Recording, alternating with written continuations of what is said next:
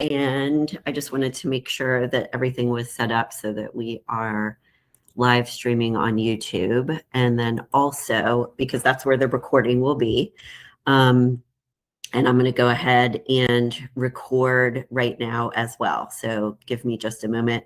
Do me a favor, and if you can find the emojis though, or the chat box, just let me know that you can hear me okay, as well as see my slides if you would. I wanted to make sure we're, because you know how technology goes. Good. I've got a thumbs up from someone. Thank you so much for that. So we are here today to talk about 3 steps to finding a job you love. And we welcome our Georgia State alum who we partner with on these webinars, as well as people who have heard about us through our website, through LinkedIn, etc. And just as a quick reminder, we are going to be recording today. So you will get a copy of the recording automatically.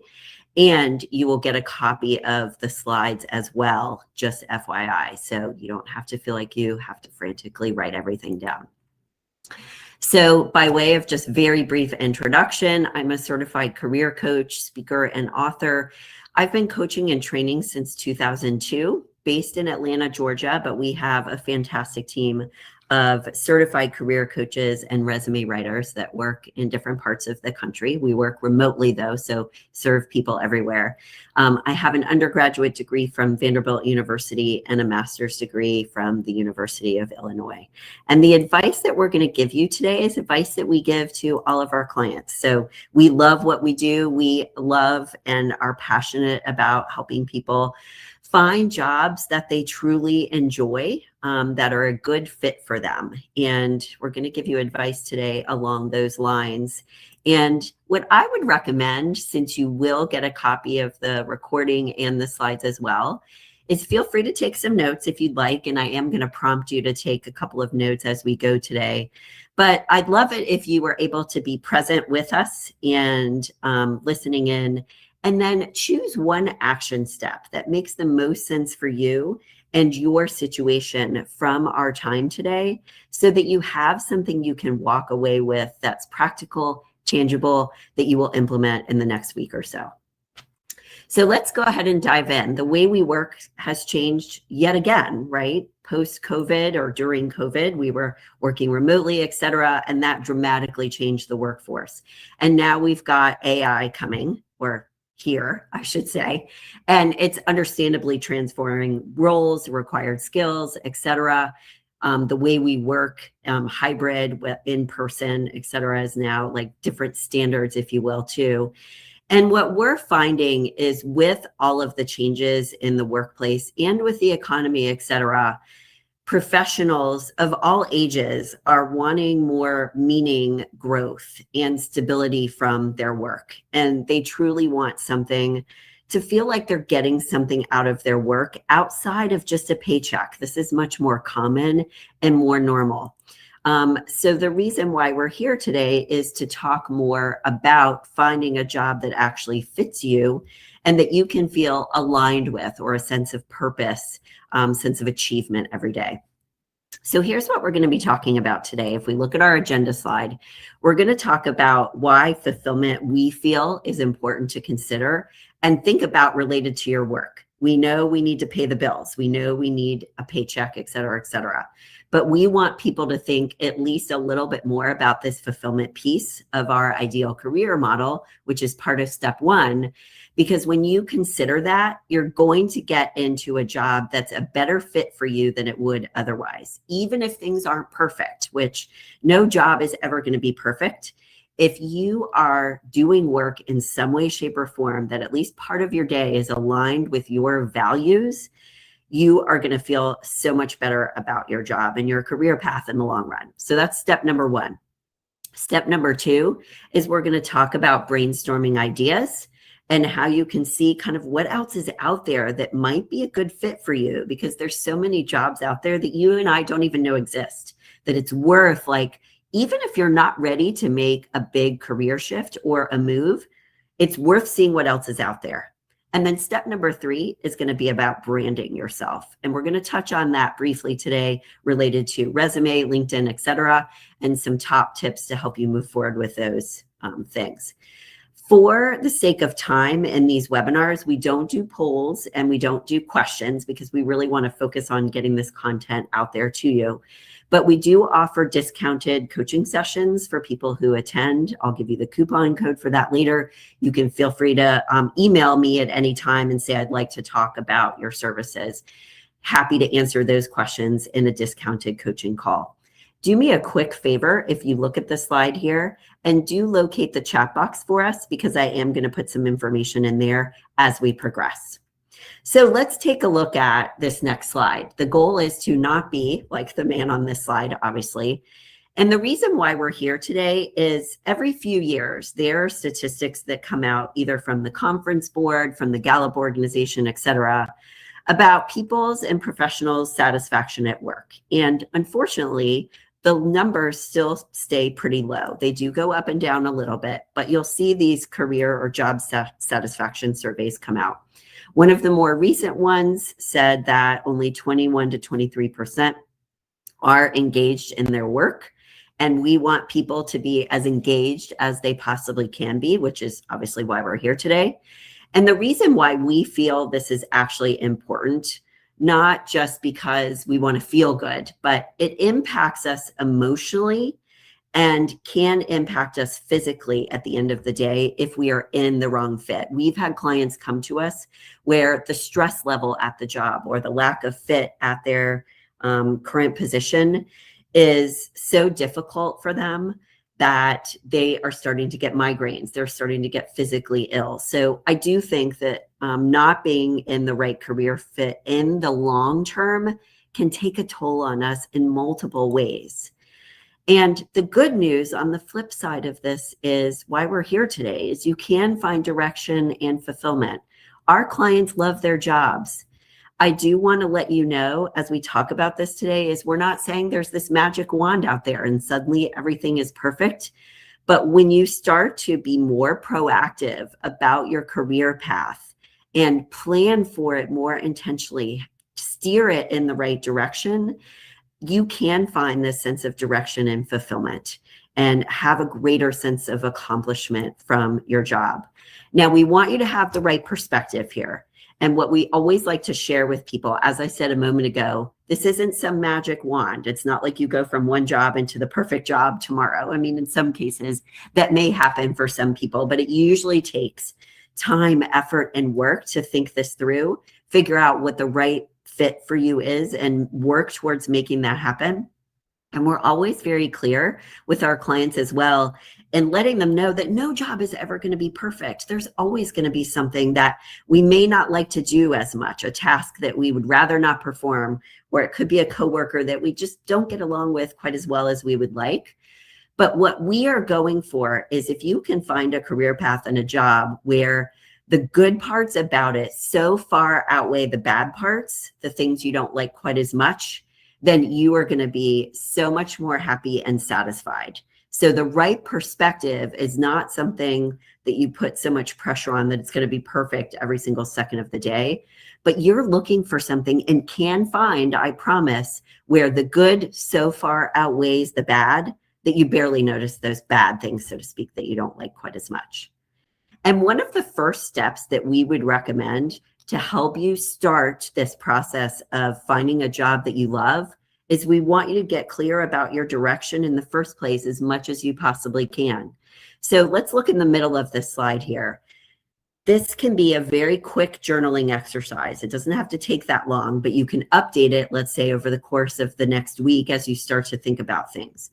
What works for you in your current job and career path, and what doesn't work? Create a side-by-side list of likes and dislikes and start to identify what the themes are in those lists. Is a lot of it about the work environment, or is it about the tasks that you're performing? That makes a difference when you're thinking about what the right next step is for you. If it's mostly, for example, about the work environment, then it may be that you're actually doing something that is closer to what you should be doing, but you need to be doing it in a different place. So this list of likes and dislikes is very straightforward and simple to do, but it can be very insightful to let you know what's really going on and what kind of changes might need to be made. So identify those themes in what you're saying. The second thing to be sure of and understand for yourself is, okay, is this just short-term dissatisfaction because I'm working on a specific type of client or with a specific type of client or on a certain project that I don't like, but things actually will be better? What's permanently not working for you versus what is short-term? Because this can also give you a sense of what kind of changes may need to be made or how dramatic of a change you might need to make or not based on what's going on. So ask yourself as part of this slide, and then we'll start to get into our 3 steps. What's your biggest challenge on the left-hand side here in defining what you want from your next career step, whatever that looks like? Is it figuring out the types of jobs that are out there? Is it, I don't know what I want next? Is it, I just need help with my resume and LinkedIn and how do I position myself? That can help you define what your action step needs to be and what you really want to take away from today as well. So let's look at this fulfillment thing that I was talking about earlier. A lot of people understandably are like, well, Hallie, I need to pay my bills and like get a job that I can be successful in and that will pay me the amount of money I need. And we absolutely agree with that. But we encourage you, because you're here today, obviously there's something that may need to change or something that you want to find that's a little bit different for you. We encourage you to actually define and start with fulfillment first. We will talk with you about the salary and the compensation, and all of those practical considerations are absolutely important. But if you start to think about fulfillment, it's the most difficult thing to define, and it takes a minute. So we want you to start with that first. But the second reason why we want you to define and think about fulfillment first too is in the middle. It can help you expand your thinking more so than if you just started with, I'm good at this, I have this past experience and expertise, and it's going to pay me what I need. So those are the things I'm going to look at. When you start to brainstorm ideas based on your values and what actually would be rewarding to you, it will give you more career ideas than you had before. You'll get closer to something that would actually give you some meaning. And then you can narrow down those ideas based on practical considerations. So if some of those ideas aren't going to work for you, at least you've said, oh, that's not going to work. But look, I found this other career path that's related to that may actually be a good fit for me and could pay me the right amount. So the reason why we want to look at fulfillment with our clients first is because it expands your thinking. Then you can narrow down based on practicality. Now, the next reason why we focus so much on fulfillment with our clients at the beginning is because we use our career model with them. I'll explain this more in a moment, but these are basically the elements to a satisfying career. All of these boxes need to be checked for you. So when you're thinking about the next job for you, you want to be saying, is it going to fit with my personality type, leverage my past experience in the way that I want it to, fulfill my interests, fulfill my values, all of that good stuff. You can use this as a checklist. But the other reason why we want people to think about fulfillment is because it impacts all the other elements of our career fit and satisfaction. And what I mean by that is, for example, if we are not leveraging our strengths in a way that we want to on a regular basis at our job, we're not going to be fulfilled. If we're not getting paid what we feel we deserve, we're not going to be fulfilled, and vice versa. It also helps us, fulfillment does, because our jobs, as we all know, if you look at the second bullet point here, our jobs affect us personally, not just professionally, right? As much as we might try not to take work home, it inevitably does impact how we feel about ourselves, etc. So we want you to feel as fulfilled as you possibly can from your work. There are some people that will get some other fulfillment outside of work, and that's okay too. But if you can at least get some from inside of work, that's the ideal scenario. Now, when we're thinking about and trying to define what fulfillment means to us, what we want you to start thinking about and clarifying for yourself is, what are your values? Our values are things that are guideposts to fulfillment. They're bigger than ethics or morals. You could have ethics and morals on your list of values, but they're bigger than that, because when you live your life and your career professionally is aligned with your values or according to your values, you're going to be fulfilled, is the bottom line. And the way we think about values with our clients is they're already operating subconsciously for us to a certain extent. But we want you to bring them to the forefront and to your conscious mind, if you will, so that you start to align your life and your career decisions aligned with those values more, or align them with your values more so. Because the more you can do that, the more fulfilled you're going to feel at work and in your life as well. One way to define your values is to dig underneath those things you like outside of work. What have you been passionate about personally in your life, your interests, those things that you're drawn to personally? You can also start to think about your values from what have you really enjoyed in your work life so far? All of those kind of peak moments, interests, and experiences where you have felt really lit up, that can give you a clue to what some of your values are. And you can start to put those on your list of wants. The reason why there's a mermaid here on the slide, when I was a kid growing up in Florida, I wanted to be a mermaid at Weeki Wachee.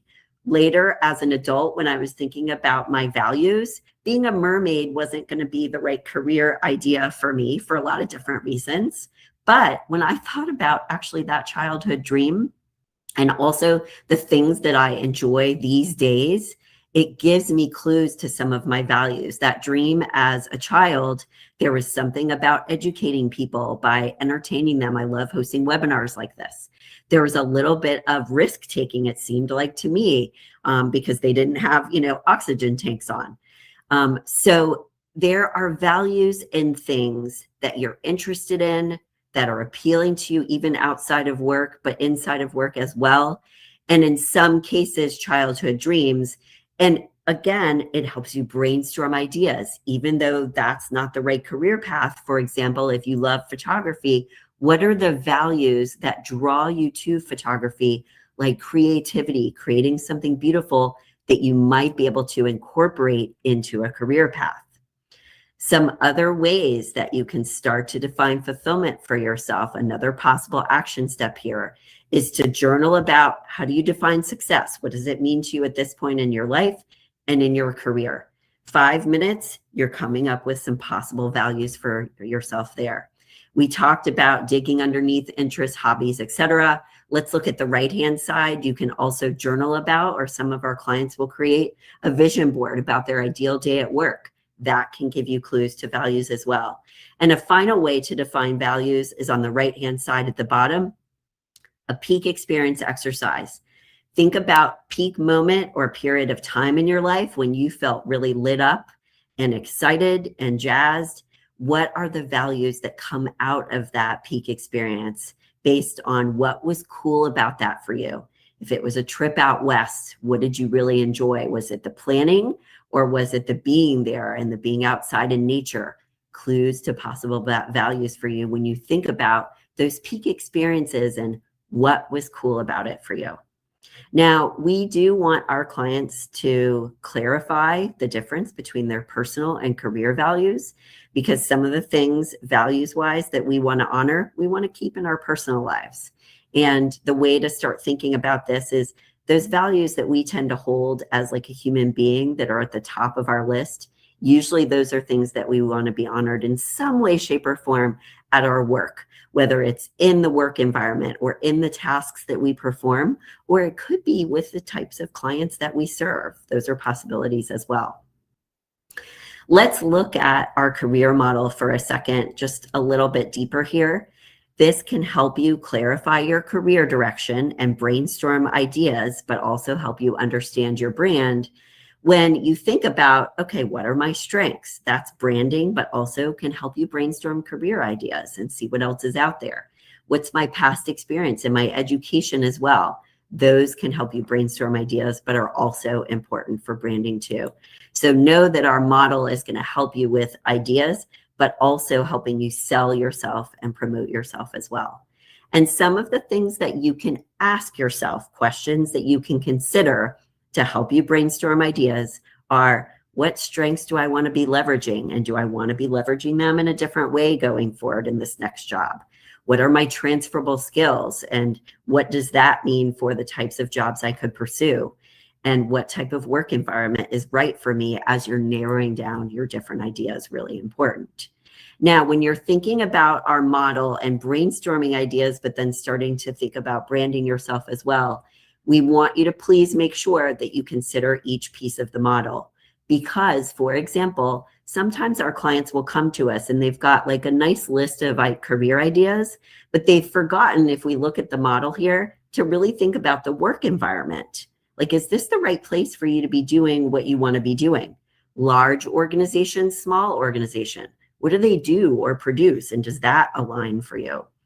The other thing that people tend to skip over and can cause problems is personality type here at the top too. We don't want you, if you're introverted, for example, to be getting into or trying for a job that's going to require you to be extroverted.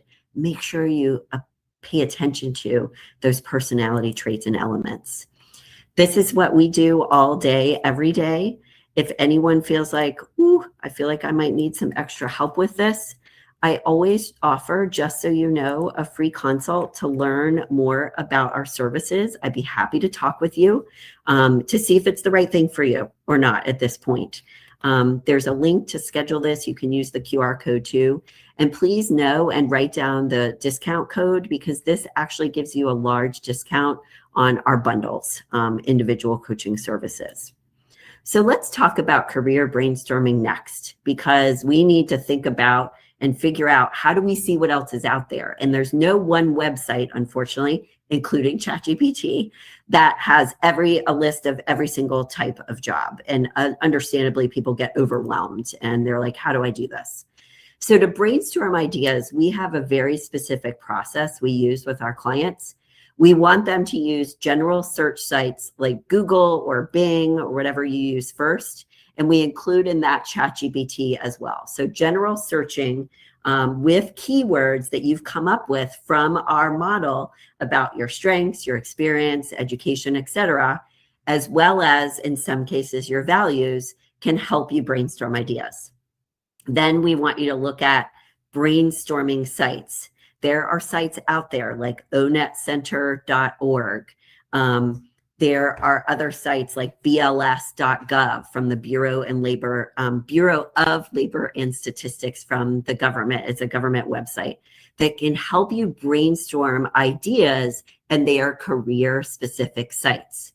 Then the third step we want our clients to take is to brainstorm ideas on job boards. So hop on LinkedIn and plug some of those keywords in there as well, because that might pull up actual jobs, let's say, in your area that you may not have thought of, because it has certain keywords in the description, not just in the title, that are like, oh, that actually is an idea I could consider. So we like for people to do this as a funnel process, bigger, larger sites first, career-specific brainstorming sites second, and then job boards to narrow things down a little bit more based on what's actually open in your area, etc. You can use AI tools, and here's one of the prompts that you can use to help you brainstorm different ideas and see what else is out there for yourself. When you're brainstorming, please stay very organized. Commit to this in advance. Whether you use an AI tool or an Excel spreadsheet, whatever it is, we want you to track what you're learning so that you don't go into the rabbit hole of the internet and get lost and say, oh, what was that site I originally landed on here? I want to be able to go back to that. So make sure you stay organized and do follow this process of the funnel process like we're talking about.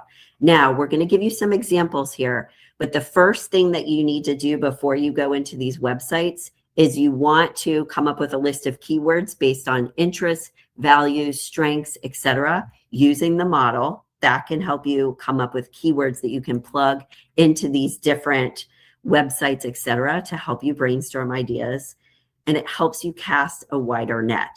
Here is what you can use as a prompt for Google, for example: careers in or related to data analysis, jobs in education, etc. The second way with these brainstorming sites like onetcenter.org, for example, will help you start to narrow down your ideas.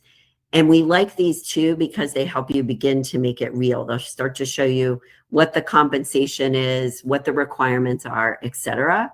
And then finally, like we said, job boards. We like for people to use like LinkedIn or Indeed as just a starting point, because those are just kind of general search sites. Remember, when you're plugging in keywords with all of these steps, you are going to get ideas that you're like, no way, Jose.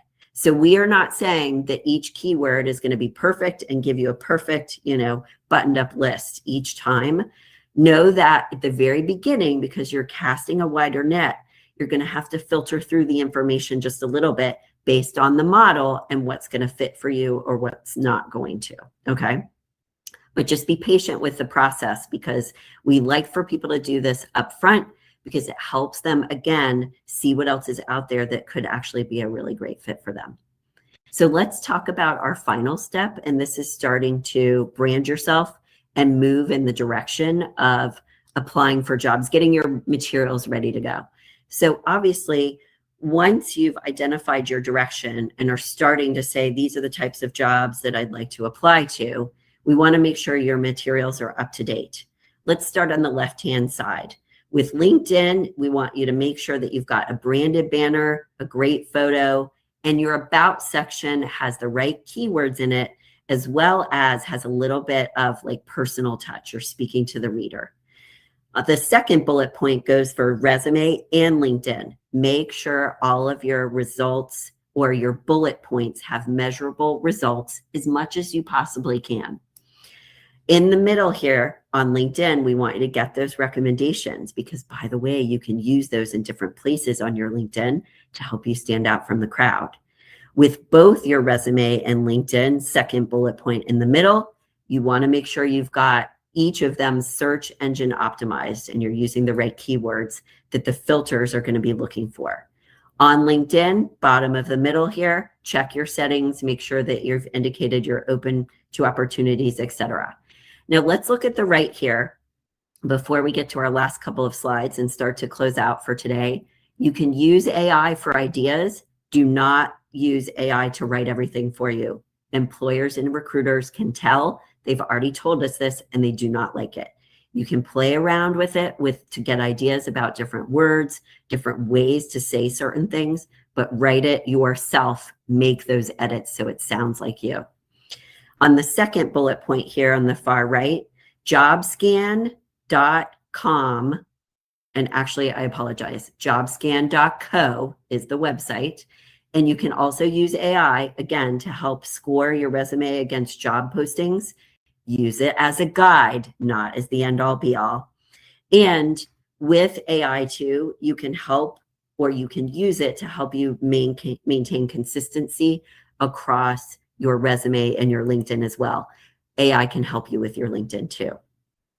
When you're starting to search, what we're finding today in this economy and this market is still, even in like almost August this year, what LinkedIn said at the beginning of the year. The jobs are out there, they're just harder to find. So we really need you to do this networking. Networking is more important than ever in this market. Gone are the days where we're going to apply for jobs online and we're going to hear back from 5 people for interviews. We want you to leverage LinkedIn groups, your alumni association, LinkedIn group, and otherwise, industry-specific associations for the jobs you want to go for. Go to some of those events and meet some new people there. Identify recruiters who are local to your area, who work with people that are either C-suite or not, depending on what situation you're in. And make sure, again, that everything is search engine optimized, but do not just rely on job boards and applying for jobs online. These days, the networking is that much more important. I do hope things will change over time. Before we go today, I would love it if you would write down one action step that you will take from being here today. We do have a boot camp coming up for people that really need some extra help with their career direction. It starts in September. There's more information here on the slide. I will put it in the chat box. happy to talk with anyone. If you'd like to set up a consult with me, you can check it out online. And as you're writing down your action steps, reminder, you'll get the recording and you will get the slides in your email. So please take a look at that. Write down one action step that you will take in the next week. Send me an email. I would love to see it and hear about what your action step is. Feel free to schedule a consult. And on the right-hand side here, please do join us for our next webinar. It's going to be August 25th. It's 5 ways you can stand out in your job search. And when you grab the slides here, everyone, you can click on these links to go to the different places on the website to register for the next webinar, et cetera, et cetera. Thank you so much for your time today. I know we shared a lot. I hope it was helpful for you as a starting point, and I hope you have a great day. And chat on the app. Okay, good. All right, good. So I hope you were able to identify the chat. It's in the little like message thing there. But thank you all for your time today. I greatly appreciate it. Good luck.